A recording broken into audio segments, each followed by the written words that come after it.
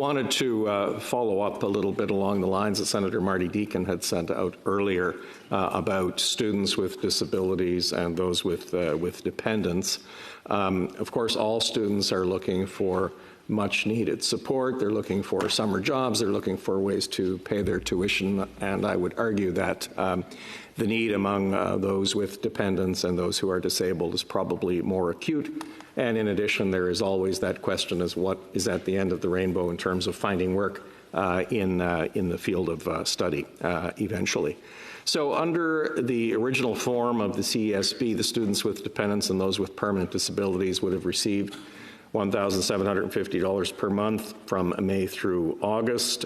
It was great that these students were included and that students with dependents were initially to receive less under the program, so that's all been rectified. I think on Wednesday night, the opposition worked hard. I think in this case, the NDP. So this all leads to the question: as you're taking decisions with your very capable officials on the fly, and you need to act with alacrity, it underscores that having multiple targeted programs creates a certain inefficiency in the system. And yes, we're in a grave crisis. You have to move quickly, but people are still falling through the cracks.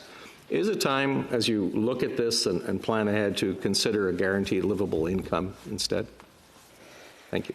Well, thank you for the question. It's one that I get often, and the pivotal decision I think that we took from the beginning was that we wanted to support workers. The first group that we wanted to turn our minds to were the most significantly and immediately impacted were those workers who either we were asking to go off work because we were needing them to be healthy and be safe, or who had lost their jobs or lost income. And so that was the birth of the CERB, if you will. And as you know, we decided very consciously that we could give more to the people who needed it, and instead of giving less to everyone, because in reality, not everyone needed it. And I don't mean to sound crass.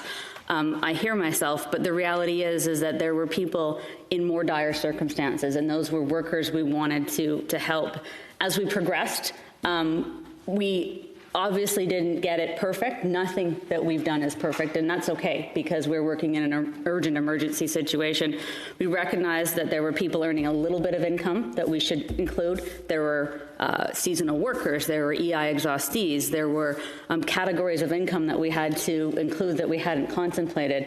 We are not going down that path of giving something to everyone. We feel that a more targeted approach allows us to give more to identified groups who need a little more.